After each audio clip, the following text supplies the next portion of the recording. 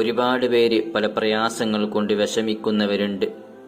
പലരും പല ആഗ്രഹങ്ങൾ സഫലീകരിക്കപ്പെടാതെ പലരും വിഷമത്തിലാണ്. അങ്ങനെയുള്ളവർ എൻ്റെ ദുആ അല്ലാഹ് സ്വീകരിക്കപ്പെടുന്നില്ലല്ലോ എന്ന് ചിന്തിക്കുന്നവരുണ്ട്. അങ്ങനെയുള്ളവർ നിങ്ങൾ എല്ലാ ദിവസവും സുബ്ഹി നിസ്കാരത്തിന് ശേഷം നല്ല കരുത്തോടെ വിശുദ്ധ ഖുർആനിലെ സൂറത്ത് യാസീൻ പാരായണം ചെയ്യുക.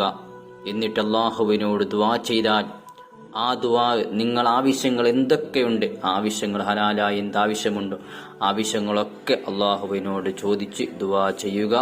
തീർച്ചയായും സ്വീകരിക്കപ്പെടുന്നതായിരിക്കും. ആഗ്രഹങ്ങളൊക്കെ സഫലീകരിക്കപ്പെടുന്നതായിരിക്കും.